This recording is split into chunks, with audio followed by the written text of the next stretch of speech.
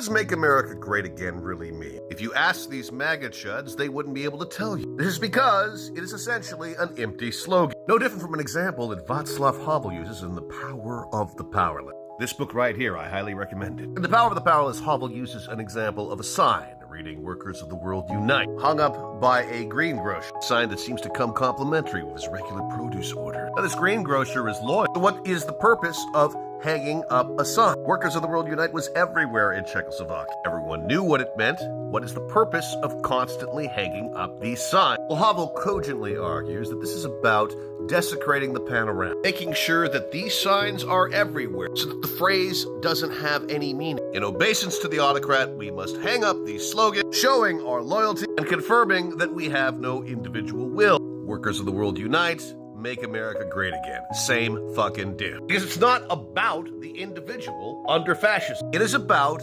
showing that you are loyal to a system that brokers no dissent, no dissident. Havel points out that what constitutes a dissident under an autocracy is extremely fungible. Basically, anybody who gets through to people, anybody who has an idea, anybody who expresses curiosity, anybody who has intelligence, anybody who is erudite, they are a fucking dissident because they're willing to ask the question, what the fuck does that sign mean? What does Workers of the World Unite mean?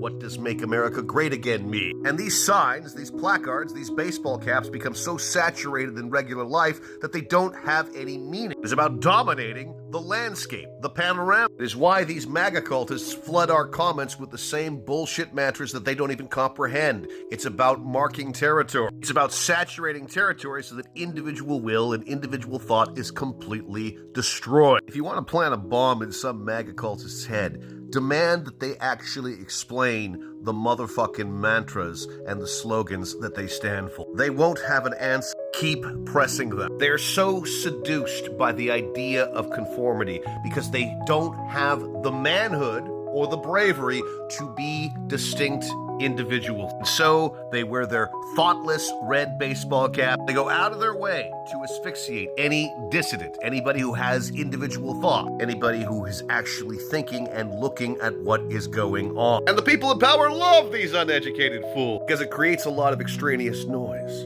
And we, who actually think and feel and care, are left in the dust because of this bullshit.